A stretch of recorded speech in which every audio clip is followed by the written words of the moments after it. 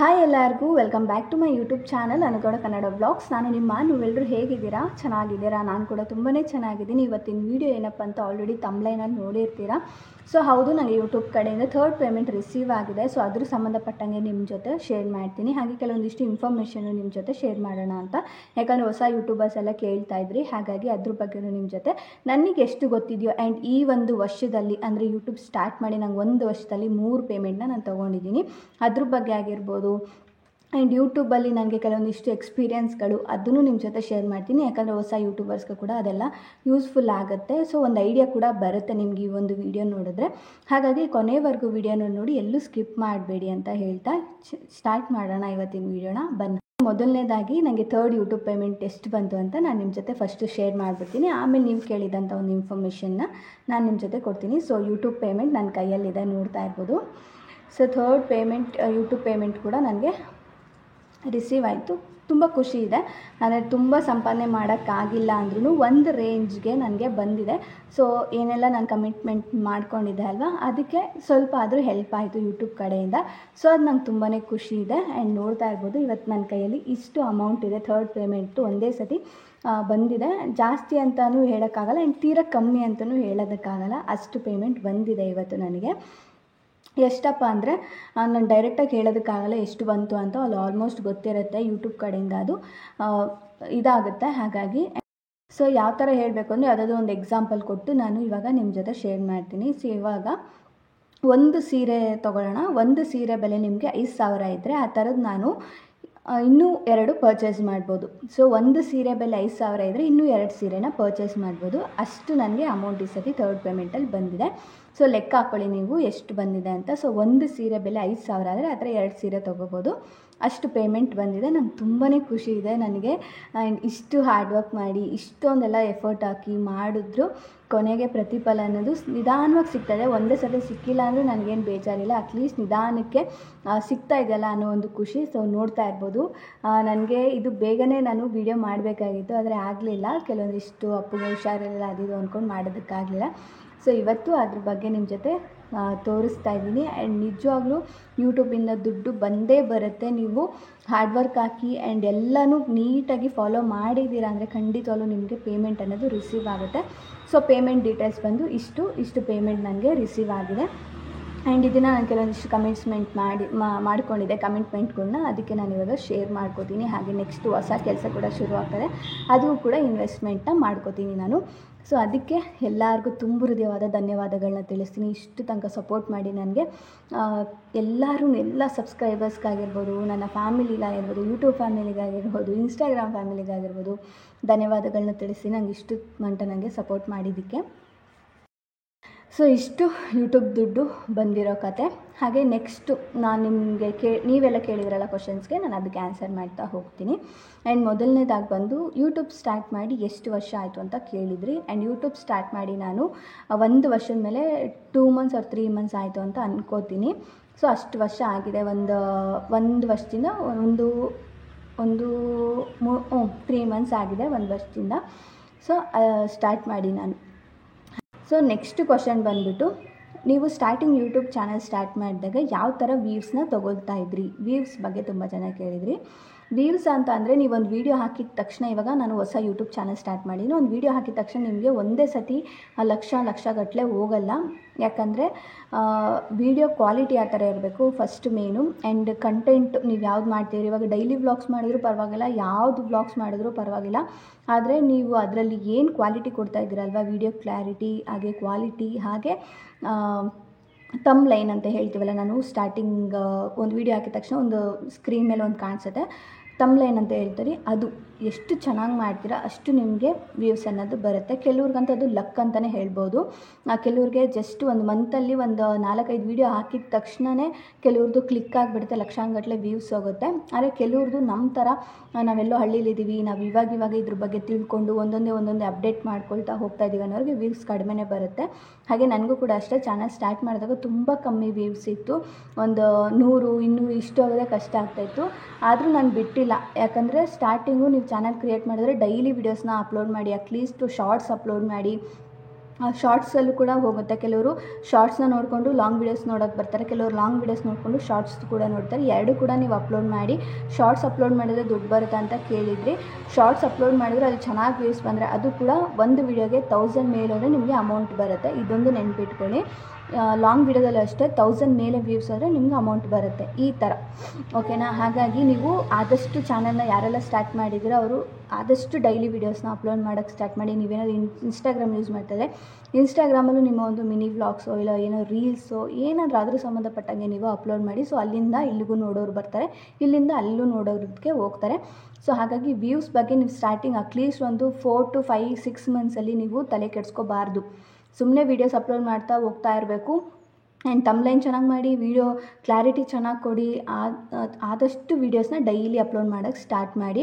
ನಾನು ಇದು ಒಂದು ಬೆಸ್ಟ್ ಸಜೆಷನ್ ಅಂತಲೇ ಹೇಳ್ತೀನಿ ಯಾರೆಲ್ಲ ಸ್ಟಾರ್ಟಿಂಗ್ ಯೂಟ್ಯೂಬ್ ಸ್ಟಾರ್ಟ್ ಮಾಡಿದ್ರು ಅವ್ರಿಗೆ. ಯಾಕಂದರೆ ನಾನು ಕೂಡ ಅದೇ ರೀತಿಯೇ ಮಾಡಿಕೊಂಡು ಬಂದಿದ್ದು. ಹಾಗಾಗಿ ಯಾರೆಲ್ಲ ಯೂಟ್ಯೂಬ್ ಚಾನಲ್ ಸ್ಟಾರ್ಟ್ ಮಾಡಿದರೆ ಅವರು ಡೈಲಿ ಆದಷ್ಟು ವೀಡಿಯೋಸ್ಗಳನ್ನ ಅಪ್ಲೋಡ್ ಮಾಡ್ತಾ ಹೋಗಿ.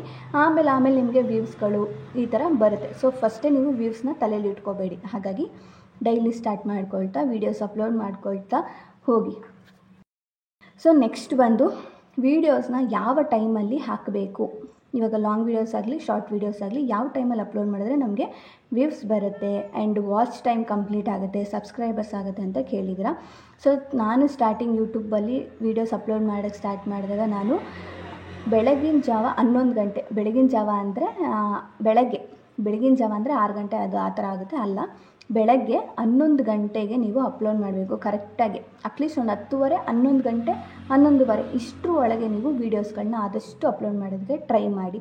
ಅದು ಬಿಟ್ಟರೆ ನೀವು 11 ಗಂಟೆಗೆ ಆಗಲ್ಲ, ಅದು ಡೌನ್ಲೋಡಿಂಗ್ ತುಂಬ ಟೈಮ್ ತೊಗೊಳುತ್ತೆ, ಅಷ್ಟೊತ್ತಿಗೆ ಹಾಕೋದಕ್ಕಾಗಲ್ಲ ಅನ್ನೋ ಹಂಗಿದ್ರೆ ಯಾರಾದರೂ ಮಧ್ಯಾಹ್ನ 2 ಗಂಟೆ ಇಲ್ಲ 2:15, 3 ಗಂಟೆ ಇಷ್ಟು ಟೈಮಿಂಗ್ಸ್ ಒಳಗೆ ನೀವು ಹಾಕಿ.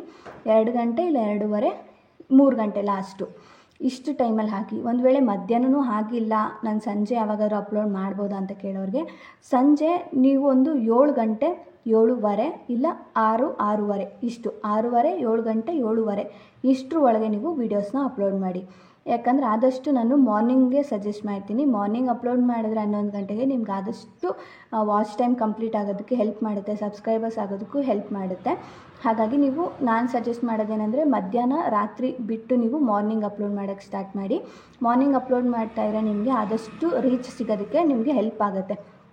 ಸೊ ಹಾಗಾಗಿ ಆದಷ್ಟು 11 ಗಂಟೆಗೆ ನೀವು ವೀಡಿಯೋಸ್ಗಳನ್ನ ಅಪ್ಲೋಡ್ ಮಾಡಿ. ಸೊ ನೆಕ್ಸ್ಟ್ ಬಂದು ನಿಮಗೆ ವೀಡಿಯೋ ಮಾಡೋದಕ್ಕಾಗುತ್ತೆ ಆ್ಯಂಡ್ ತಮ್ಲೈನ್ ಕೂಡ ಮಾಡ್ತೀರಾ, ಯಾವ ಟೈಮಲ್ಲಿ ಅಪ್ಲೋಡ್ ಮಾಡಬೇಕು ಅಂತ ಗೊತ್ತಾಯಿತು. ಆದರೆ ವೀಡಿಯೋ ಎಷ್ಟು ಲೆಂತಲ್ಲಿದ್ದರೆ ನಿಮಗೆ ವಾಚ್ ಅವರ್ಸ್ ಬೇಗ ಕಂಪ್ಲೀಟ್ ಆಗುತ್ತೆ ಆ್ಯಂಡ್ ಮಾನಿಟೈಸೇಷನ್ಗೆ ಹೆಲ್ಪ್ ಆಗುತ್ತೆ ಅಂತ ಈ ಒಂದು ವಿಷಯನ ಹೇಳ್ತೀನಿ. ಇದು ಯಾರೂ ಹೇಳಲ್ಲ, ಸ್ಟಾರ್ಟಿಂಗಲ್ಲಿ ಗೊತ್ತಾಗಲ್ಲ, ಹಾಗಾಗಿ ನಾನು ಹೇಳ್ತೀನಿ. ಸ್ಟಾರ್ಟಿಂಗಲ್ಲಿ ನಾನು ಕೂಡ ಅದೇ ತಪ್ಪು ಮಾಡಿದೆ. ಆಮೇಲೆ ನನಗೊಂದು ಐಡಿಯಾ ಬಂತು. ಸೊ ಹಾಗಾಗಿ ಅದನ್ನು ನಾನು ಕಂಟಿನ್ಯೂ ಮಾಡ್ಕೊಂಡು ಹೋದೆ. ವೀಡಿಯೋಸ್ನ ಯಾವ ಒಂದು ಲೆಂತಲ್ಲಿ ನೀವು ಅಪ್ಲೋಡ್ ಮಾಡಬೇಕು ಅಂದರೆ ಮಿನಿಮಮ್ ಅಂದರೂ 8 ನಿಮಿಷದ ಮೇಲಿರಲಿ ಒಂದು ವೀಡಿಯೋ. ನೀವು ಸ್ಟಾರ್ಟಿಂಗ್ ಇಂಟ್ರೊಡಕ್ಷನ್ ವೀಡಿಯೋ ಮಾಡಿದ್ರು ಅಷ್ಟೇ, ನೆಕ್ಸ್ಟ್ ನೀವು ಯಾವುದೇ ವೀಡಿಯೋ ಮಾಡಿದ್ರು ಸ್ಟಾರ್ಟಿಂಗು 8 ನಿಮಿಷದ ಮೇಲೆ ಇರಲಿ. ಅಟ್ಲೀಸ್ಟ್ ಒಂದು 9 ನಿಮಿಷ, 10 ನಿಮಿಷ, 11 ನಿಮಿಷ, ನಿಮಗೆ 20 ನಿಮಿಷದಂತೆ ವೀಡಿಯೋ ಕವರ್ ಮಾಡೋಕ್ಕಾಗಿಲ್ಲ ಪರವಾಗಿಲ್ಲ, 8 ನಿಮಿಷದ ಮೇಲೆ ಇರಲಿ, 8 ನಿಮಿಷದ ಕೆಳಗೆ ಬೇಡ. ಯಾಕಂದರೆ ನಿಮಗೆ ಇವಾಗ ವ್ಯೂಸ್ ಚೆನ್ನಾಗಿ ಹೋಗ್ತದೆ, ಎಲ್ಲ ಆಗ್ತದೆ ಅಂತ ಅಂದಮೇಲೆ ನಿಮಗೆ ಒಂದು ಸತಿ ಮಾನಿಟೈಸೇಷನನ್ನು ಆನ್ ಆಗುತ್ತೆ. ಆವಾಗ ಏನಾಗುತ್ತೆ, 8 ನಿಮಿಷದ ಕೆಳಗೆ ಏನಿರುತ್ತಲ್ಲ ಅದಕ್ಕೆ ವೀಡಿಯೋಸ್ಗಳಿಗೆ ನಿಮಗೆ ಡಾಲರ್ಸ್ ಅನ್ನೋದು ಸ್ವಲ್ಪ ಕಮ್ಮಿ ಕೌಂಟ್ ಆಗುತ್ತೆ. ಹಳೆ ವೀಡಿಯೋಸ್ಗಳಿಗೆ ಅವರು ಅಮೌಂಟ್ ಹಾಕ್ತಾರೆ ಅಂತ ಹೇಳ್ತಾರಲ್ಲ, ಹಳೆ ವೀಡಿಯೋಸ್ಗೆ ಅವ್ರು ಅಮೌಂಟ್ ಹಾಕ್ತಾರೆ, ಅದು ತೀರಾ ಕಮ್ಮಿ ಆಗ್ತಾರೆ. ಆದರೆ ನೀವು 8 ನಿಮಿಷದ ಒಳಗೂ ಕೂಡ ತೀರಾ ಕಮ್ಮಿ ವೀಡಿಯೋಸ್ನ ನೀವು ಅಪ್ಲೋಡ್ ಮಾಡಿದ್ರೆ ಇನ್ನೂ ಕಮ್ಮಿ ನಿಮಗೆ ಡಾಲರ್ಸ್ ಕೌಂಟ್ ಆಗುತ್ತೆ. ಅದು ನಿಮಗೆ ಡಾಲರ್ಸ್ ಕೌಂಟ್ ಆಗೋಕ್ಕೆ ಹೆಲ್ಪು ಕಮ್ಮಿ ಮಾಡುತ್ತೆ. ಹಾಗಾಗಿ ನೀವು ವೀಡಿಯೋ ಲೆಂತನ್ನ 8 ನಿಮಿಷದ ಮೇಲೇ ಇಟ್ಕೊಳ್ಳಿ. ಯಾರಾದರೂ ಬಿಗಿನರ್ಸ್, ನೀವು ಯಾರಾದರೂ ಯೂಟ್ಯೂಬ್ ಚಾನಲ್ ಸ್ಟಾರ್ಟ್ ಮಾಡಿ ವೀಡಿಯೋಸ್ಗಳನ್ನ ಅಪ್ಲೋಡ್ ಮಾಡ್ತೀರಾ, 6 ನಿಮಿಷ 5 ನಿಮಿಷ ಈ ಥರ ಮಾಡಬೇಡಿ, ಖಂಡಿತವಾಗ್ಲೂ ಇದು ಲಾಸ್ ನಮಗೆ. ಹಾಗಾಗಿ 8 ನಿಮಿಷದ ಮೇಲೆ ವೀಡಿಯೋಸ್ಗಳನ್ನ ನೀವು ಅಪ್ಲೋಡ್ ಮಾಡ್ತಾ ಹೋಗಿ ಆ್ಯಂಡ್ ನಿಮಗೆ ವಾಚ್ ಅವರ್ಸ್ ಕೂಡ ಕಂಪ್ಲೀಟ್ ಆಗುತ್ತೆ. ಅದೊಂದು ನಿಮಗೆ ಪ್ಲಸ್ ಪಾಯಿಂಟ್ ಆಗುತ್ತೆ. 8 ನಿಮಿಷದ ಮೇಲಿದ್ದರೆ 8 ನಿಮಿಷ, 9 ನಿಮಿಷ, 10 ನಿಮಿಷ, 11 ನಿಮಿಷ ಈ ಥರ ಆದರೆ ನಿಮಗೆ ವಾಚ್ ಅವರ್ಸ್ ಬೇಗ ಕಂಪ್ಲೀಟ್ ಆಗುತ್ತೆ ಆ್ಯಂಡ್ ನಿಮಗೆ ನೆಕ್ಸ್ಟು ಮಾನಿಟೈಸೇಷನ್ ಆನ್ ಆದಮೇಲೆ ನಿಮಗೆ ಹಳೆ ವೀಡಿಯೋಸ್ಗೆಲ್ಲ ಅವ್ರೇನು ಡಾಲರ್ಸ್ ಹಾಕ್ತಾರೆ ಅದಕ್ಕೆ ನಿಮಗೆ ಹೆಲ್ಪ್ ಆಗುತ್ತೆ. ಅಮೌಂಟ್ ಅಟ್ಲೀಸ್ಟ್ ಸ್ವಲ್ಪನಾದರೂ ಬರುತ್ತೆ ನಿಮಗೆ. ಹಾಗಾಗಿ ಈ ಒಂದು ವಿಷಯನ ನೀವು ತಲೆಯಲ್ಲಿ ಇಟ್ಕೊಳ್ಳಿ, ಯಾರೂ ಅಷ್ಟು ಹೇಳಲ್ಲ. ಸೊ ಹಾಗಾಗಿ ನಾನು ನಿಮಗಿದು ಸಜೆಸ್ಟ್ ಮಾಡ್ತಾಯಿದ್ದೀನಿ, ನನ್ನ ಕಡೆಯಿಂದ ನಾನು ಇದನ್ನು ಸಜೆಸ್ಟ್ ಮಾಡ್ತೀನಿ. ಯಾಕಂದ್ರೆ ನನಗೆ ಅದು ಗೊತ್ತು. ಹಾಗಾಗಿ 8 ನಿಮಿಷದ ಕೆಳಗೆ ಯಾರೂ ಮಾಡಬೇಡಿ, 8 ನಿಮಿಷದ ಮೇಲೇ ನೀವು ವೀಡಿಯೋಸ್ನ ಮಾಡಿ. ಲಾಂಗ್ ವೀಡಿಯೋಸ್ ನೀವು ಡೈಲಿ ವೀಡಿಯೋಸೇ ಮಾಡಲಿ, ಯಾವುದೇ ರೀತಿ ವೀಡಿಯೋಸ್ ಮಾಡಿದ್ರೂ ಅಟ್ಲೀಸ್ಟ್ 8 ನಿಮಿಷದ ಮೇಲೇ 9 ನಿಮಿಷ, ಅಟ್ಲೀಸ್ಟ್ 9 ನಿಮಿಷ ಆದರೂ ಮಾಡೋದಕ್ಕೆ ಟ್ರೈ ಮಾಡಿ, ಅಪ್ಲೋಡ್ ಮಾಡಿ. ಅವಾಗ ನಿಮಗೆ ಬೆನಿಫಿಟ್ ಆಗುತ್ತೆ. ಸೊ ನೆಕ್ಸ್ಟ್ ಬಂದು 1000 ಸಬ್ಸ್ಕ್ರೈಬರ್ 4000 ವಾಚ್ ಅವರ್ಸ್ಗೆ ಏನೆಲ್ಲ ನೀವು ಮಾಡ್ಬೋದು ಅಂತ ನಾನು ಹೇಳಿದ್ದೀನಿ. ಟೈಮಿಂಗ್ಸ್ ಆಗಿರ್ಬೋದು, ವ್ಯೂಸ್ ಆಗಿರ್ಬೋದು, ಆ್ಯಂಡ್ ಅಪ್ಲೋಡಿಂಗ್ ಲೆಂತ್ ಪ್ರತಿಯೊಂದು ಹೇಳಿದ್ದೀನಿ. ಇಷ್ಟರಲ್ಲಿ ನೀವು 1000 ಸಬ್ಸ್ಕ್ರೈಬರ್ ವಾಚ್ ಅವರ್ಸ್ನ ಆದಷ್ಟು ಕಂಪ್ಲೀಟ್ ಮಾಡೋದಕ್ಕೆ ಟ್ರೈ ಮಾಡಿ. ಆದಮೇಲೆ ನಿಮಗೆ ಮಾನಿಟೈಸೇಷನ್ನ ಆನ್ ಮಾಡ್ಕೋಬೋದು. ಆನ್ ಮಾಡ್ಕೊಂಡ್ಮೇಲೆ ನಿಮಗೆ ಅದ್ರ ಮೇಲೆ ನೀವು ಪ್ರತಿಯೊಂದು ವೀಡಿಯೋಸ್ನ ಅಪ್ಲೋಡ್ ಮಾಡಬೇಕಾದ್ರೆ ನಿಮಗೆ ಮಾನಿಟೈಸೇಷನ್ ಅನ್ನೋದು ಆನ್ ಆಗಿ ನಿಮಗೆ ಡಾಲರ್ಸ್ ಏನಿರುತ್ತೆ ಅದು ಕೌಂಟ್ ಆಗ್ತಾ ಹೋಗುತ್ತೆ. ನಿಮಗೆ ಅಮೌಂಟು ಒಂದೇ ಸತಿ ಬರಲ್ಲ, ಮಾನಿಟೈಸೇಷನ್ ಆದಮೇಲೆ ಬರಲ್ಲ. ಮಾನಿಟೈಸೇಷನ್ ಆನ್ ಆದಮೇಲೆ ನಿಮಗೆ ಇಷ್ಟು, ಇವಾಗ ₹1 ಅಂತ ಅಂದರೆ ಇಂಡಿಯನ್ ಕರೆನ್ಸಿ ₹1 ಅಂದರೆ ಇವಾಗ 90 ಪೈಸೆ, 80 ಪೈಸೆ, 60 ಪೈಸೆ, 50 ಪೈಸೆ ಈ ಥರ ಇರುತ್ತಲ್ವ. ಹಾಗೆ ಡಾಲರ್ಸಲ್ಲೂ ಕೂಡ ಅಷ್ಟು ಪೈಸಾ ಲೆಕ್ಕದಲ್ಲೇ ನಮಗೆ ಸ್ಟಾರ್ಟಿಂಗ್ ಅಮೌಂಟ್ ಬರೋದು. ಫಸ್ಟ್ ಒಂದೇ ಸತಿ ಅವ್ನಿಗೆ $1 ಕೊಡಲ್ಲ, ಒಂದು ವೀಡಿಯೋಗೆ $1 ಕೊಡಲ್ಲ ಅವರು. ಹಾಗಾಗಿ ತುಂಬ ತೀರಾ ಕಮ್ಮಿನೇ ಕೊಡೋದು. ಸೊ ಹಾಗಾಗಿ ಅದನ್ನು ನೆನಪಲ್ಲಿ ಇಟ್ಕೊಂಡು ಆದಷ್ಟು ವೀಡಿಯೋಸ್ಗಳನ್ನ ಅಪ್ಲೋಡ್ ಮಾಡಿ ಆ್ಯಂಡ್ ಆದಷ್ಟು ಡಾಲರ್ಸ್ನ ಕಂಪ್ಲೀಟ್ ಮಾಡೋ ಥರ ಮಾಡ್ಕೊಳ್ಳಿ, ಆಯಿತಾ. ಡಾಲರ್ಸ್ ಇದೇ ಥರ ಕಂಪ್ಲೀಟ್ ಆಗೋದು. ಯಾರಿಗೂ $1 ಕಂಪ್ಲೀಟಾಗಿ ಸ್ಟಾರ್ಟಿಂಗ್ ಬರೋಲ್ಲ. ಬಂದ್ರೂ ವ್ಯೂವ್ಸು ಚೆನ್ನಾಗಿ ಹೋಗಬೇಕು. ಅಟ್ಲೀಸ್ಟ್ 50,000, 60,000, 70,000, 1,00,000 ಮೇಲೆ ಯಾರಿಗೆಲ್ಲ ಹೋಗುತ್ತಲ್ಲ ಅವ್ರಿಗೆ ಬೇಗ ಕಂಪ್ಲೀಟ್ ಆಗುತ್ತೆ. ಆ್ಯಂಡ್ ಬೇಗ ನಿಮಗೆ ಒಂದು ತಿಂಗಳಲ್ಲಿ ಒಂದು ಪೇಮೆಂಟನ್ನು ನೀವು ತೊಗೋಬೋದು. ಆ್ಯಂಡ್ ತಿಂಗ್ಳಿಗೆ ನಿಮ್ಗೆ ಆ ಪೇಮೆಂಟ್ ಎಷ್ಟು ಬರುತ್ತೆ ನೀವೇ ಲೆಕ್ಕ ಹಾಕಿ. ನಾನಾದರೆ ಸ್ಟಾರ್ಟಿಂಗ್ ಚಾನಲ್ ಕ್ರಿಯೇಟ್ ಮಾಡಿ 6 ತಿಂಗಳು 9 ತಿಂಗಳು ಆದಮೇಲೆ ನಂಗೆ ಫಸ್ಟ್ ಯೂಟ್ಯೂಬ್ ಪೇಮೆಂಟ್ ಬಂದಿದ್ದು. ಅದಾದಮೇಲೆ 3 ತಿಂಗಳು ಗ್ಯಾಪ್ ತೊಗೊಂಡು 2 ಪೇಮೆಂಟ್ ಬಂದಿದ್ದು. ಇವಾಗ ತಿರ್ಗಾ 3 ಮಂತ್ಸ್ ಗ್ಯಾಪ್ ಆದಮೇಲೆ 3rd ಪೇಮೆಂಟ್ ಬಂದಿರೋದು. ಸೊ ಈ ಥರ ಆಗಿ ನನಗೆ ಪೇಮೆಂಟ್ಸ್ಗಳು ಬರ್ತಾಯಿದೆ. ಯಾಕಂದರೆ ವ್ಯೂವ್ಸು ಒಂದು ದಿವಸದಲ್ಲಿ ನಿಮಗೆ 2,000 3,000 ವ್ಯೂವ್ಸ್ ಬಂದರೆ ಡಾಲರ್ಸ್ ಕಮ್ಮಿನೇ ಬರುತ್ತೆ. ಅದೇ ನಿಮಗೆ 1000 ಗಟ್ಟಲೆ ಹೋದರೆ ಒಂದು ದಿವಸದಲ್ಲಿ 1000 ಗಟ್ಟಲೆ ಹೋಗಬೇಕು. ನೀವು ಅಪ್ಲೋಡ್ ಮಾಡಿ 24 ಅವರ್ಸಿಂದ ಒಳಗೆ ನಿಮಗೆ ವ್ಯೂಸ್ ಜಾಸ್ತಿ ಬಂದರೆ ಮಾತ್ರ ನಿಮಗೆ ಡಾಲರ್ಸ್ ಜಾಸ್ತಿ ಕೌಂಟ್ ಆಗುತ್ತೆ. ಪೇಮೆಂಟ್ ಅನ್ನೋದು ವಿತಿನ್ 1 ಮಂತಲ್ಲಿ ನಿಮಗೆ ಬರುತ್ತೆ. ಸೊ ಇದನ್ನು ನೆನಪಲ್ಲಿ ಇಟ್ಕೊಳ್ಳಿ. ಆಮೇಲೆ ಹೇಳ್ತಾರೆ ತಿಂಗಳು ದುಡ್ಡು ಮಾಡಿಕೊಂಡು ಇದು ಮಾಡ್ಬೋದು ಅಂತ ಹೇಳಿದ್ರು. ಒಬ್ಬರು ಕಮೆಂಟ್ ಮಾಡಿದ್ರು ತಿಂಗಳು ದುಡ್ಡು ಬರುತ್ತೆ, ಅರ್ನಿಂಗ್ಸ್ ಚೆನ್ನಾಗಾಗುತ್ತೆ ಅಲ್ವಾ ಅಂತ. ಸೊ ಅದನ್ನು ನಾವು ವ್ಯೂವ್ಸ್ ಮೇಲೇ ಲೆಕ್ಕ ಇಟ್ಕೋಬೇಕಾಗುತ್ತೆ. ಇವಾಗ ನೀವು ಯಾವುದಾದ್ರೂ ವೀಡಿಯೋಸ್ನ ತೊಗೋಬೋದು. ಅವ್ರಿಗೆ ದಿನದ ಒಂದು ದಿವಸ ಅಪ್ಲೋಡ್ ಮಾಡ್ತಾರೆ ಅಂದರೆ 24 ಅವರ್ಸ್, ನೀವು ಹೊಸ ಯೂಟ್ಯೂಬರ್ಸ್ ಆಗಿರೋ ಬೇಕಾದ್ರೆ ಗಮನಿಸಿ. ಒಂದು ದಿವಸದಲ್ಲಿ ಒಂದು ವೀಡಿಯೋ ಅಪ್ಲೋಡ್ ಮಾಡ್ತಾರೆ ಅಂದರೆ 24 ಅವರ್ಸ್ ಆಗೋಷ್ಟರಲ್ಲಿ ಅವ್ರಿಗೆ ಎಷ್ಟು ವ್ಯೂಸ್ ಬಂದಿರುತ್ತೆ ಆ ವ್ಯೂಸೇ ಅವ್ರಿಗೆ ಆ ಅಮೌಂಟು. ಸೊ ಒಂದು ಮಂತಲ್ಲಿ ಅವರು 10 ವೀಡಿಯೋ ಹಾಕಿದ್ರೂ ಅದು ಒಂದೊಂದು ವೀಡಿಯೋನು 1,00,000 ಮೇಲೆ ಹೋಗಿರೋ ನಿಮ್ಗೆ ತಿಂಗಳಿಗೆ 50,000, 60,000, 70,000 ಇಷ್ಟು ಅಮೌಂಟ್ ಬಂದೇ ಬರುತ್ತೆ. ಅದಂತೂ ಗ್ಯಾರಂಟಿ, ಯಾವುದೇ ರೀತಿಯಂತೆ ಇದಿರಲ್ಲ. ಸೊ ಹಾಗಾಗಿ ನೀವು ಅದನ್ನು ತಲೆಯಲ್ಲಿ ಇಟ್ಕೊಬಿಡಿ ಫಸ್ಟೇ, ಅಯ್ಯೋ ನಂಗೆ ಇಷ್ಟು 1000 ಬಂದುಬಿಡಬೇಕು ಅಂತ. ಇಲ್ಲ, ಸ್ಟಾರ್ಟಿಂಗ್ ನೀವೇನೇ ಮಾಡಿದ್ರೂ ವ್ಯೂಸ್ 1,000, 2,000 ಹೋಗ್ತಾಗೆ ಪರವಾಗಿಲ್ಲ, ಅದೇ ಮೇಂಟೈನ್ ಮಾಡ್ಕೊಂಡು ಹೋಗಿ, ಅದನ್ನೇ ಚೆನ್ನಾಗಿ ಇಂಪ್ರೂವ್ ಮಾಡ್ಕೊಂಡು ಹೋಗಿ. ಆಮೇಲೆ ನಿಮಗೆ ವೀಡಿಯೋ ಕ್ಲಾರಿಟಿ ಚೆನ್ನಾಗಿ ಕೊಡ್ತಾ ಆ್ಯಂಡ್ ತಮ್ಲೈನ್ ಚೆನ್ನಾಗಿ ಮಾಡ್ತಾ ಬರುತ್ತೆ. ಯಾಕಂದರೆ ನಮ್ಮದು ಇವಾಗ ಅಷ್ಟೇ, ನಾನು ಯಾವುದೇ ರೀತಿಯಾದಂಥ ಕ್ಯಾಮ್ರಾಗಳನ್ನ ಯೂಸ್ ಮಾಡೋಷ್ಟು ಕೆಪಾಸಿಟಿ ಇಲ್ಲ. ಆ್ಯಂಡ್ ಲ್ಯಾಪ್ಟಾಪಲ್ಲಿ ಎಡಿಟ್ ಮಾಡೋದಕ್ಕಾಗಲ್ಲ. ಆ್ಯಂಡ್ ವೈಫೈ ಕರೆಕ್ಟಾಗಿ ನಮಗೆ ಸಿಗೋಲ್ಲ. ಆ್ಯಂಡ್ ನೆಟ್ವರ್ಕ್ ನಮಗೆ ಕರೆಕ್ಟಾಗಿ ಸಿಗೋಲ್ಲ. ಈ ಎಲ್ಲ ಪ್ರಾಬ್ಲಮ್ಸಿಂದ ನಮ್ಮ ವೀಡಿಯೋಸ್ಗಳೇನಾಗುತ್ತೆ ಬೇಗ ಜನರುಗಳಿಗೆ ರೀಚ್ ಆಗೋಲ್ಲ. ಸೊ ಅದೊಂದು ನಿಮಗೆ ಗೊತ್ತಿರಲಿ. ಯಾರ್ದೆಲ್ಲ ಕ್ವಾಲಿಟಿ ಚೆನ್ನಾಗಿರುತ್ತೆ, ಯಾರೆಲ್ಲ ಟಕ್ಕಂದು ಇವಾಗ 11 ಗಂಟೆ ಅಂದರೆ ಅವರು ಒಂದು ದಿವಸ ಮುಂಚೆನೇ ಎಡಿಟಿಂಗ್ ಎಲ್ಲ ಮಾಡ್ಕೊಂಡಿರ್ತಾರೆ. ವೈಫೈ ಇದ್ದರೆ ನಿಮಗೆ ಬೇಗನೆ ಅಪ್ಲೋಡ್ ಆಗುತ್ತೆ. ಮಿನಿಮಮ್ ಅಂದರೆ ಒಂದು 20-30 ನಿಮಿಷ. ನನಗೆ ಇವಾಗ ನಾನು ರೀಸೆಂಟಾಗಿ ವೈಫೈ ಹಾಕ್ಸ್ಕೊಂಡ್ರೆ 30ರಿಂದ 40 ನಿಮಿಷ ಬೇಕು ಒಂದು ವೀಡಿಯೋ ಅಪ್ಲೋಡ್ ಆಗೋಕ್ಕೆ. ಮುಂಚೆ 2-3 ಅವರ್ಸ್ ತೊಗೋತಾಯಿದೆ ಒಂದು ವೀಡಿಯೋನ ನಾನು ಒಂದು ದಿವಸದಲ್ಲಿ ಅಪ್ಲೋಡ್ ಮಾಡಬೇಕು ಅಂದರೆ. 11 ಗಂಟೆಗೆ ಅಪ್ಲೋಡ್ ಮಾಡಬೇಕಂದ್ರೆ ನಾನು ಬೆಳಗಿನ ಜಾವ 3 ಗಂಟೆ 4 ಗಂಟೆಗೆ ಅಪ್ಲೋಡ್ ಮಾಡಿ ಇಟ್ಬಿಟ್ಟು ಆಮೇಲೆ ನಾನು ಬೇರೆ ಕೆಲಸ ಮಾಡ್ತಾಯಿದ್ದೆ. ಸೊ ಈ ಥರ ಪ್ರಾಬ್ಲಮ್ಸ್ ಆಗ್ತಾಯಿತ್ತು. ಸೊ ಹಾಗಾಗಿ ಈ ಥರ ಮಾಡಿದ್ರೆ ಫುಲ್ಲು ಲಾಂಗ್ ಗ್ಯಾಪ್ ತೊಗೊಂಡ್ರೆ ವೀಡಿಯೋಸ್ ಕರೆಕ್ಟಾಗಿ ರೀಚ್ ಆಗೋಲ್ಲ. ಸೊ ಹಾಗಾಗಿ ಬೇಗ ನೆಟ್ವರ್ಕ್ ಸಿಗೋ ಕಡೆ ನಾವು ಬೇಗ ನೀಟಾಗಿ ಎಡಿಟಿಂಗ್ ಎಲ್ಲ ಮಾಡಿ ಅಪ್ಲೋಡ್ ಮಾಡಿದರೆ ನಮಗೂ ಕೂಡ ಒಂದು ಒಳ್ಳೆ ರೀಚ್ ಸಿಗುತ್ತೆ. ಸೊ ಅದು ನನಗೆ ಇವಾಗ ರೀಸೆಂಟಾಗಿ ಗೊತ್ತಾಗಿದ್ದು. ಸೊ ಹಾಗಾಗಿ ಆ್ಯಂಡ್ ಇದೊಂದು ವಿಷಯ ನೀವು ನೆನಪಲ್ಲಿ ಇಟ್ಕೊಳ್ಳಿ. ಲಾಂಗ್ ಪ್ರೋಸೆಸ್ ಅಂದರೆ ಇವಾಗ ಒಂದು ವೀಡಿಯೋ ಅಪ್ಲೋಡ್ ಮಾಡಿ 4-5 ಅವರ್ ಆದಮೇಲೆ ನಿಮ್ಗೆ ಅಪ್ಲೋಡ್ ಆದರೆ ಅದು ಕೂಡ ಸ್ವಲ್ಪ ರೀಚ್ ಕಮ್ಮಿ ಸಿಗುತ್ತೆ. ಒಟ್ನಲ್ಲಿ ಸಿಗುತ್ತೆ, ಅಟ್ಲೀಸ್ಟ್ ಕಮ್ಮಿ ಅನ್ನೋದಕ್ಕಿಂತ ಒಟ್ನಲ್ಲಿ ಸಿಗುತ್ತೆ. ಅಟ್ಲೀಸ್ಟ್ 1,000 ಜನ, 2,000 ಜನ, 3,000 ಜನ ಈ ಥರ ನೋಡ್ತಾರೆ. ಓಕೆ, ನೆಕ್ಸ್ಟ್ ಕ್ವಶನ್ ಬಂದು ಮಾನಿಟೈಸೇಷನ್ ಎಲ್ಲ ಆಯಿತು, ನಮಗೆ ಡಾಲರ್ಸ್ ಕೌಂಟ್ ಆಗ್ತಾಯಿದ್ರೆ ಆದರೆ ಅಮೌಂಟ್ ಹೆಂಗೆ ಬರ್ತಾ ಇಲ್ಲ ಆ್ಯಂಡ್ ನನಗೆ ಪಿನ್ ಬಂದಿಲ್ಲ, ಆಮೇಲೆ ನನಗೆ ಐಡೆಂಟಿಫೈ ವೆರಿಫಿಕೇಷನ್ ಆಗಿಲ್ಲ ಅಂತ ಎಲ್ಲ ಹೇಳ್ತಾಯಿದ್ರಿ. ಸೊ ಮಾನಿಟೈಸೇಷನ್ ಆದಮೇಲೆ ನನ್ನ ಪ್ರೋಸೆಸ್, ನಾನು ಏನು ಎಕ್ಸ್ಪೀರಿಯೆನ್ಸ್ ಆಗಿದ್ದಲ್ಲ ಅದನ್ನು ನಾನು ನಿಮ್ಮ ಜೊತೆ ಶೇರ್ ಮಾಡ್ತೀನಿ. ಮಾನಿಟೈಸೇಷನ್ ಆನ್ ಆದಮೇಲೆ $10 ನಿಮಗೆ ಕಂಪ್ಲೀಟ್ ಆಗಬೇಕು. $10 ಕಂಪ್ಲೀಟ್ ಆದಾಗ ನಿಮಗೆ ಐಡೆಂಟಿಫೈ ವೆರಿಫಿಕೇಷನ್ ಅಂತ ಬರುತ್ತೆ. ಅಂದರೆ ನೀವೇನ ಈ ಪರ್ಸನ್, ಈ ಚಾನಲ್ಗೆ ನೀವೇನ ಓನರ್ ಅನ್ನೋದು ಒಂದು ಬರುತ್ತೆ. ಅದಕ್ಕೆ ನೀವು ಪ್ಯಾನ್ ಕಾರ್ಡ್ ಹಾಕಬೇಕು. ಪ್ಯಾನ್ ಕಾರ್ಡ್ದು ಹಾಕಿದ್ರೆ ಅಂತ ಅದಕ್ಕೆ ಹೇಳುತ್ತೆ. ಅದರಲ್ಲಿ ನಿಮ್ಮ ಒರಿಜಿನಲ್ ಹೆಸರು ಹಾಕಬೇಕು ಆ್ಯಂಡ್ ಅದ್ರ ಬಗ್ಗೆ ಕೆಲವೊಂದಿಷ್ಟು ಡೀಟೇಲ್ ಫಾರ್ಮ್ಸ್ ಎಲ್ಲ ಫಿಲಪ್ ಮಾಡಿ ಪ್ಯಾನ್ ಕಾರ್ಡ್ನ ನೀವು ಅಪ್ಲೋಡ್ ಮಾಡಿದ್ರೆ ಅದು ಕೂಡ ವೆರಿಫಿಕೇಷನ್ ಕಂಪ್ಲೀಟ್ ಆಗುತ್ತೆ. ಅದು $10 ಕಂಪ್ಲೀಟ್ ಆದಮೇಲೆ. ನನಗೂ ಅದೇ ಥರ ಬಂದಿತ್ತು. $10 ಕಂಪ್ಲೀಟ್ ಆದಮೇಲೆ ಐಡೆಂಟಿಫೈ ವೆರಿಫಿಕೇಷನ್ ಮಾಡಿ ನಾನು ಪ್ಯಾನ್ ಕಾರ್ಡ್ನ ಅಪ್ಲೋಡ್ ಮಾಡಿದೆ. ಅದಾದ ಮೇಲೆ ನನಗೆ ಬ್ಯಾಂಕ್ ಡೀಟೇಲ್ಸ್ ಯಾವಾಗ ಹಾಕೋಕ್ಕೆ ಕೇಳ್ತು ಅಂದರೆ $50 ಕಂಪ್ಲೀಟ್ ಆದಮೇಲೆ. ನನಗೆ ಯಾವಾಗ $50 ಕಂಪ್ಲೀಟ್ ಆಯಿತು ಆವಾಗ ನನಗೊಂದು ಮೇಲ್ ಬರುತ್ತೆ. ನಿಮ್ಗೆ ಯಾವುದೇ ಒಂದಿದ್ರೂ ಮೇಲ್ ಬರುತ್ತೆ. ಸೊ ವೆರಿಫಿಕೇಷನ್ ಆಗಿರ್ಬೋದು, ಬ್ಯಾಂಕ್ ಡೀಟೇಲ್ಸ್ ಆಗಿರ್ಬೋದು, ಪ್ರತಿಯೊಂದೂ ಮೇಲ್ ಬರುತ್ತೆ. ನಂಗೆ ಅದೇ ಥರ ಮೇಲ್ ಬಂತು ಆ್ಯಂಡ್ ನಾನು ಕೂಡ ಹೋಗಿ ಆ್ಯಡ್ಸೆನ್ಸಲ್ಲೆಲ್ಲ ಚೆಕ್ ಮಾಡಿದ್ಮೇಲೆ ಅದರಲ್ಲಿ ಬ್ಯಾಂಕ್ ಅಕೌಂಟ್ ಡೀಟೇಲ್ಸ್ ಹಾಕೋಕ್ಕಿತ್ತು. ಅದರಲ್ಲಿ ನಾನು ಬ್ಯಾಂಕ್ ಡೀಟೇಲ್ಸ್, IFSC ಕೋಡ್ ಆಗಿರ್ಬೋದು, ನಮ್ಮ ಒಂದು ಬ್ಯಾಂಕ್ ಅಕೌಂಟ್ ನಂಬರ್ ಆಗಿರ್ಬೋದು, ಪ್ರತಿಯೊಂದನ್ನು ಹಾಕಿ ಫಿಲ್ ಮಾಡಿದ್ಮೇಲೆ ಅದು ಕೂಡ ಅಪ್ರೂವ್ ಆಯಿತು. ಅದಾದಮೇಲೆ ನನಗೆ ಅಡ್ರೆಸ್ ವೆರಿಫಿಕೇಷನ್ ಬಂತು. ಅಡ್ರೆಸ್ ವೆರಿಫಿಕೇಷನಲ್ಲೂ ಕೂಡ ಅಷ್ಟೇ, ಅದು ನಮಗೆ ಅಲ್ಲಿಂದ ಬರುತ್ತಲ್ವ. ಸೊ ಹಾಗಾಗಿ ಪೋಸ್ಟ್ ಮೂಲಕ ನಮಗೆ ಬರುತ್ತೆ. ಅದು ಅಷ್ಟೇ, ಜಸ್ಟ್ ಏನಿಲ್ಲ, ಅದು ಪ್ರಾಬ್ಲಮ್ ಏನಿಲ್ಲ. ಜಸ್ಟ್ ನೀವು ಆ ಫಾರ್ಮ್ ಫಿಲ್ಲಪ್ ಮಾಡಿದ್ಮೇಲೆ ಅದರಲ್ಲಿ ನಿಮ್ಮ ನಂಬರ್ ಇರುತ್ತೆ, ಅಡ್ರೆಸ್ ಇರುತ್ತೆ, ನೇಮ್ ಇರುತ್ತೆ. ಅದ್ರ ಬೇಸಿಸ್ ಮೇಲೆ ನಿಮಗೆ ಪೋಸ್ಟ್ ಆಫೀಸಲ್ಲಿ ಒಂದು ಪಿನ್ ಕೋಡ್ ಬರುತ್ತೆ. 6 ಡಿಜಿಟಲ್ಲಿ ಒಂದು ಪಿನ್ ಕೋಡ್ ಬರುತ್ತೆ. ಅದು ನಿಮ್ಮ ಕೈಗೆ ಪೋಸ್ಟ್ ಆಫೀಸ್ ಅವರೇ ತಂದು ಕೊಡ್ತಾರೆ. ತಂದು ಕೊಟ್ಟ ಮೇಲೆ ನೀವು ಜಸ್ಟ್ ಅದು ಆ್ಯಪ್ಗೆ ಹೋಗ್ಬಿಟ್ಟು ಓಪನ್ ಮಾಡಿಬಿಟ್ಟು ಅಡ್ರೆಸ್ ವೆರಿಫಿಕೇಷನ್ ಅಂತ ಇರುತ್ತೆ. ಅಲ್ಲಿ ಬಾಕ್ಸಸ್ 6 ಡಿಜಿಟ್ ಅಂತ ಕೊಟ್ಟಿರ್ತಾರೆ. ಅದರಲ್ಲಿ ನಿಮ್ಗೇನು ಪಿನ್ ಬಂದಿರುತ್ತೆ ಅದನ್ನು ಹಾಕಿದ ತಕ್ಷಣ ಅಡ್ರೆಸ್ ವೆರಿಫಿಕೇಷನ್ ಕೂಡ ಕಂಪ್ಲೀಟ್ ಆಗುತ್ತೆ. ಇಷ್ಟು ನೀವು ಕಂಪ್ಲೀಟ್ ಮಾಡಿಬಿಟ್ರೆ ಅದು ಏನು, ಇಷ್ಟು ಕಂಪ್ಲೀಟ್ ಆಗಬೇಕು ಅಂದರೆ ಯಾವುದೇ ರೀತಿಯಿಂದ ಸ್ಟ್ರೈಕ್ಸ್ ಇರಬಾರ್ದು, ಕಾಪಿರೈಟ್ಸ್ ಇರಬಾರ್ದು, ಯಾವುದು ಇಲ್ದಂಗೆ ನೀವು ಮಾಡಿಕೊಂಡ್ರೆ ಪಕ್ಕ ನಿಮ್ಮ ಚಾನಲ್ಲು ನೀಟಾಗಿ ಗ್ರೋತ್ ಆಗುತ್ತೆ. ಸ್ಲೋ ಗ್ರೋತ್ ಆದರೂ ಪರವಾಗಿಲ್ಲ, ಅಟ್ಲೀಸ್ಟ್ ನೀವೆಲ್ಲ ಪ್ರೋಸೆಸ್ನು ಒಂದು ಸ್ಟ್ರೈಕ್ ಇಲ್ದಂಗೆ, ಒಂದು ಕಾಪಿರೈಟ್ಸ್ ಇಲ್ದಂಗೆ ನೀವು ಮಾಡ್ಕೊಳ್ಳಿ.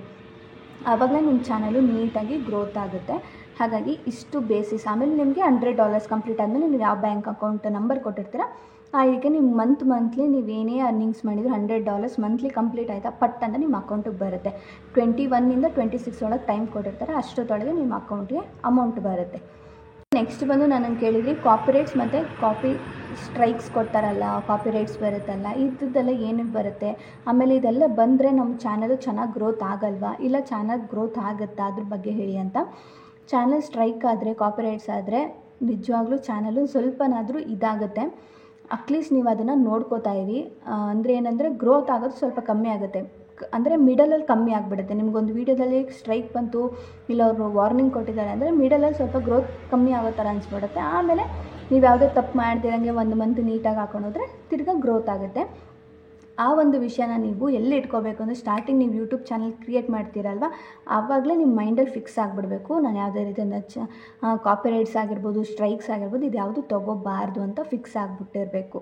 ಅದು ಯಾವ ಥರ ತೊಗೊಳ್ಳೋದು ಅಂದರೆ, ನೀವು ಸ್ಟಾರ್ಟಿಂಗ್ ಚಾನಲ್ನ ಕ್ರಿಯೇಟ್ ಮಾಡ್ತೀರ ಅಂದರೆ ಯಾವುದೇ ರೀತಿಯಾದಂಥ ಔಟ್ಸೈಡ್ ಸಾಂಗ್ಸ್ನ ಯೂಸ್ ಮಾಡಿಬಿಡಿ. ಅಂದರೆ ಇವಾಗ ಕನ್ನಡ ಚಿತ್ರದಲ್ಲಿ ಯಾವುದೆಲ್ಲ ಸಾಂಗ್ಸ್ಗಳು ಬರುತ್ತೋ ಅದನ್ನು ಹಾಕ್ಲಿಕ್ಕೆ ಹೋಗಬೇಡಿ. ಸ್ಟಾರ್ಟಿಂಗ್ ಅಟ್ಲೀಸ್ಟು ಮೇಂಟೈನ್ ಮಾಡ್ಕೊಳ್ಳಿ.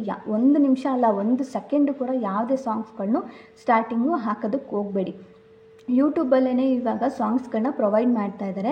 ಅದನ್ನು ನೀವು ಯಾವುದಾದ್ರೂ 1-2 ಡೌನ್ಲೋಡ್ ಮಾಡಿಕೊಂಡು ನಿಮ್ಮ ಒಂದು ಯೂಟ್ಯೂಬ್ ಚಾನಲ್ಗೆ ನೀವು ಹಾಕ್ಕೊಳ್ಳಿ.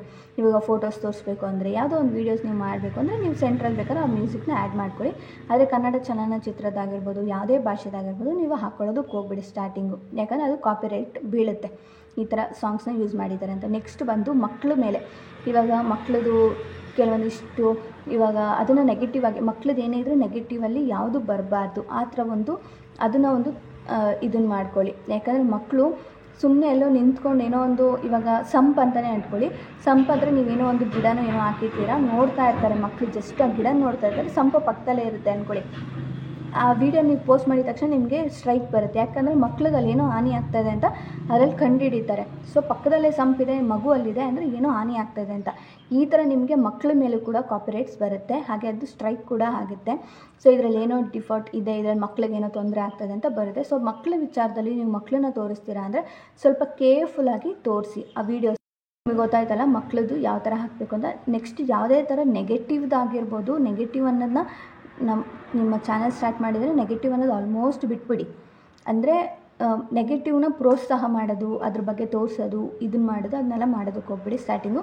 ನೀವೇನು ಡೈಲಿ ವ್ಲಾಗ್ಸ್ ಮಾಡ್ತೀರಾ ಮಾಡಿ, ಆ್ಯಂಡ್ ಕಂಟೆಂಟ್ ವೀಡಿಯೋಸ್ ಮಾಡ್ತಾಯಿದ್ದೀರಾ, ಬ್ಯೂಟಿ ಬಗ್ಗೆ ಮಾಡ್ತಾಯಿದ್ದೀರಾ, ಸ್ಕಿನ್ ಬಗ್ಗೆ ಮಾಡ್ತಾಯಿದ್ದೀರಾ, ಹೇರ್ ಬಗ್ಗೆ ಮಾಡ್ತಾಯಿದ್ದೀರಾ, ಡ್ರೆಸ್ ಬಗ್ಗೆ ಮಾಡ್ತಾಯಿದ್ದೀರಾ, ಆಲ್ ರೈಟ್, ಇದೆಲ್ಲ ಮಾಡ್ಬೋದು. ಆದರೆ ಸ್ವಲ್ಪ ನೆಗೆಟಿವ್ ಬಗ್ಗೆ ಅಲ್ಲಿಂದ ಅಲ್ಲಿಗೆ ಕಟ್ ಆಫ್ ಮಾಡಿಬಿಟ್ಟು ಇದರ ಮಕ್ಕಳದಾಗಿರ್ಬೋದು ಪ್ರತಿಯೊಂದು ಸ್ವಲ್ಪ ನೋಡಿಕೊಂಡು ನೀವು ಚಾನಲ್ನ ಸ್ಟಾರ್ಟ್ ಮಾಡ್ತಾ ಹೋಗ್ತಾ ವೀಡಿಯೋಸ್ನ ಹಾಕ್ತಾಯಿರಿ. ಒಂದು ಕೂಡ ಸ್ಟ್ರೈಕು ಕಾಪಿರೈಟ್ಸ್ ಬರ್ದಿರೋ ಥರ ನೀವೇ ನಿಮ್ಮ ಚಾನಲ್ನ ನೀವು ಕಾಪಾಡ್ಕೊಳ್ಬೋದು. ಇಷ್ಟು ಅಟ್ಲೀಸ್ಟ್ ಬೇಸಿಕ್ ಇದು ನಿಮಗೆ ಗೊತ್ತಿದ್ದರೆ.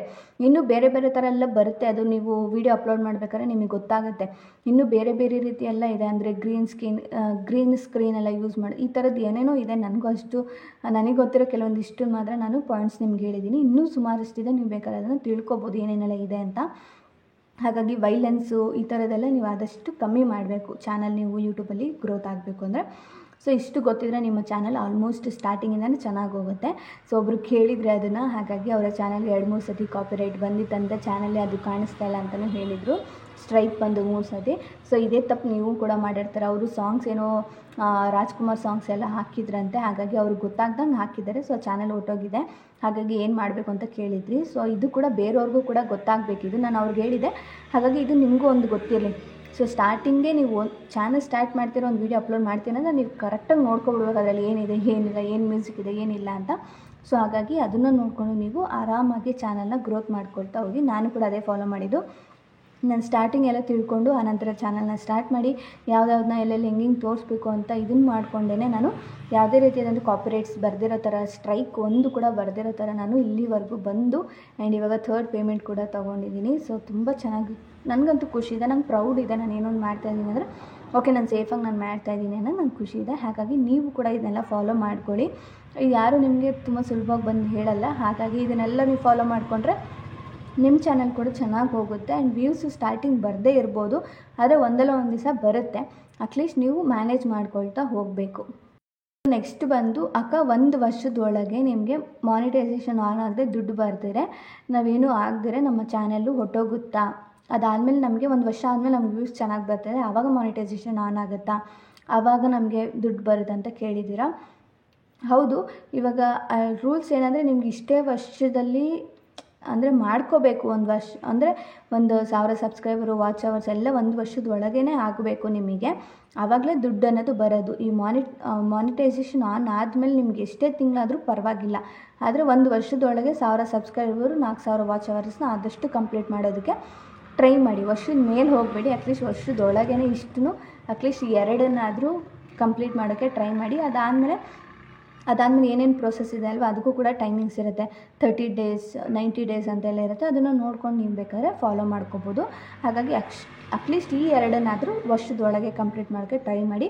ವರ್ಷ ಮೇಲಾಗೋಯ್ತು ಅಂದರೆ ಅದು ನಿಮ್ಮ ಲಕ್ಕು. ಅದು ಮೇಲಾಗಿ ನಿಮಗೆ ಮಾನಿಟೈಸೇಷನ್ ಆಗಿ ಡಾಲರ್ಸ್ ಕೌಂಟ್ ಆಗ್ತದೆ ಅಂದರೆ ಅದು ನಿಮ್ಮ ಲಕ್ಕು. ನಿಮ್ಮ ಲಕ್ ಮೇಲೆ ನಿಮಗೆ ದುಡ್ಡು ಅನ್ನೋದು ಬಂದೇ ಬರುತ್ತೆ. ಕೆಲವರು ಗ್ಯಾಪ್ ತೊಗೊಬಿಟ್ಟಿರ್ತಾರೆ, ನೀವು ನೋಡಿರ್ಬೋದು. 6 ತಿಂಗಳು ಮಾಡಿರ್ತಾರೆ, ಆಮೇಲೆ ಗ್ಯಾಪ್ ತೊಗೊಬಿಟ್ಟಿರ್ತಾರೆ. ಇವಾಗ 3 ತಿಂಗಳು ಮಾಡಿರ್ತಾರೆ ಅಂದ್ಕೊಳ್ಳಿ, ಒಂದು 6 ತಿಂಗಳು ಗ್ಯಾಪ್ ತೊಗೊಬಿಟ್ಟಿರ್ತಾರೆ, ಆಮೇಲೆ ತಿರ್ಗಾ ಚಾನಲ್ ಸ್ಟಾರ್ಟ್ ಮಾಡ್ತಾರೆ. ಅವ್ರದ್ದು ಏನಂದರೆ ವಿತಿನ್ ಗ್ರೋ ಆಗಿಬಿಟ್ರೆ ನಿಮಗೆ 1 ತಿಂಗಳಲ್ಲಿ, ಇವಾಗ ನೀವು ಗ್ಯಾಪ್ ತೊಗೊಂಡು 1 ತಿಂಗಳಲ್ಲಿ ನೀವು ಅಪ್ಲೋಡ್ ಮಾಡಿ ನಿಮಗೆ ವ್ಯೂಸು ಮಾನಿಟೈಸೇಷನ್ ಎಲ್ಲ ಪಟ ಅಂತ 1 ತಿಂಗಳು ಒಳಗಾಗಿಬಿಟ್ರೆ ನಿಮ್ಮ ಚಾನಲ್ ಚೆನ್ನಾಗಿ ಹೋಗುತ್ತೆ. ಅದರಲ್ಲಿ ಏನು ಪ್ರಾಬ್ಲಮ್ ಇಲ್ಲ. ಅಟ್ಲೀಸ್ಟ್ ನೀವು ಏನು ಬ್ರೇಕ್ ತೊಗೊಂಡು ಅದಾದಮೇಲೆ ವೀಡಿಯೋಸ್ ಏನಾಗ್ತಾರಲ್ಲ ಅದು ಮೇಯ್ನು. ಆ ವೀಡಿಯೋಸ್ಗಳಿಗೆ ಯಾವ ಥರ ವ್ಯೂಸ್ ಬರುತ್ತೆ, ಯಾವ ಥರ ಸಬ್ಸ್ಕ್ರೈಬರ್ಸ್ಗಳು ಆಗ್ತಾರೆ, ಆ್ಯಂಡ್ ಯಾವ ಥರ ನಿಮಗೆ ಮಾನಿಟೈಸೇಷನಲ್ಲಿ ಆನ್ ಆಗುತ್ತೆ, ಇದ್ರ ಮೇಲೆ ನಿಮಗೆ ಡಿಪೆಂಡ್ಸ್ ಆಗುತ್ತೆ. ಸೊ ಹಾಗಾಗಿ ಅಟ್ಲೀಸ್ಟ್ ಅದ್ರ ವರ್ಷದೊಳಗೇ ಆದಷ್ಟು ಎಲ್ಲರೂ ಟ್ರೈ ಮಾಡಿ ಮಾಡ್ಕೊಳ್ಳಿ. ಸೊ ನನಗೆ ಕೇಳಿದಂಥ ಕೆಲವೊಂದಿಷ್ಟು ಪ್ರಶ್ನೆಗಳಿಗೆ ಇವತ್ತಿನ ವೀಡಿಯೋದಲ್ಲಿ ನಾನು ಆನ್ಸರ್ ಮಾಡಿದ್ದೀನಿ. ಇನ್ನೂ ನಿಮಗೆ ಡೌಟ್ ಇದೆ, ಇನ್ನೂ ಏನಾದ್ರ ಬಗ್ಗೆ ಆದರೂ ನೀವು ತಿಳ್ಕೊಬೇಕು ಅಂತಿದ್ರೆ ಈ ಒಂದು ವಿಡಿಯೋ ಕೆಳಗೆ ನನಗೆ ಖಂಡಿತವಾಗ್ಲೂ ಕಮೆಂಟ್ಸ್ಗಳನ್ನ ಮಾಡಿ. ನಾನು ಖಂಡಿತವಾಗ್ಲೂ ಆದರೆ ನೆಕ್ಸ್ಟ್ ವೀಡಿಯೋದಲ್ಲಿ ಅದನ್ನು ಕ್ಲಾರಿಟಿ ಮಾಡೋಕ್ಕೆ ಟ್ರೈ ಮಾಡ್ತೀನಿ. ಇಲ್ಲಾಂದರೆ ಅದೇ ಕಮೆಂಟ್ಸ್ಗೆ ನಾನು ನಿಮ್ಮ ಕಮೆಂಟ್ಸ್ಗೆ ಕ್ಲಾರಿಟಿ ಕೊಡೋದಕ್ಕೆ ಟ್ರೈ ಮಾಡ್ತೀನಿ. ಸೊ ಏನಾದ್ರು ಡೌಟ್ ಇದ್ದರೆ ನೀವು ಬೇಕಾದ್ರೆ ಕಮೆಂಟ್ ಮಾಡ್ಬೋದು. ಈ ಒಂದು ವಿಡಿಯೋ ನಿಮ್ಗೆ ಇಷ್ಟ ಆಯಿತು ಅಂತ ಅಂದ್ಕೊಂಡಿದ್ದೀನಿ. ಇಷ್ಟ ಆದರೆ ಚಾನಲ್ನ ಸಬ್ಸ್ಕ್ರೈಬ್ ಮಾಡ್ಕೊಳ್ಳಿ, ಹಾಗೆ ಮರಿದಂಗೆ ಬೆಲ್ ಬಟನ್ನ ಕ್ಲಿಕ್ ಮಾಡಿ ಅಂತ ಹೇಳ್ತಾ ಸಿಗ್ತೀನಿ ಮುಂದಿನ ವೀಡಿಯೋದಲ್ಲಿ. ಅಲ್ಲಿವರೆಗೂ ಟೇಕ್ ಕೇರ್, ಬಾಯ್. ಇಷ್ಟು ದಿವಸ ಯಾರೆಲ್ಲ ನನಗೆ ಸಬ್ಸ್ಕ್ರೈಬ್ ಮಾಡಿಕೊಂಡು ನನ್ನ ವೀಡಿಯೋಸ್ಗಳಿಗೆ ಸಪೋರ್ಟ್ ಮಾಡ್ತಾಯಿದ್ದಾರೋ ಅವ್ರಿಗೆಲ್ಲ ತುಂಬ ಹೃದಯವಾದ ಧನ್ಯವಾದಗಳು. ಹಾಗೆ ಇನ್ನೂ ಯಾರೆಲ್ಲ ಚಾನಲ್ನ ಸಬ್ಸ್ಕ್ರೈಬ್ ಆಗಿಲ್ಲ ಅಂದರೆ ಪ್ಲೀಸ್ ಸಬ್ಸ್ಕ್ರೈಬ್ ಮಾಡಿಕೊಂಡು ಚಾನಲ್ನ ಸಪೋರ್ಟ್ ಮಾಡಿ. Thank you.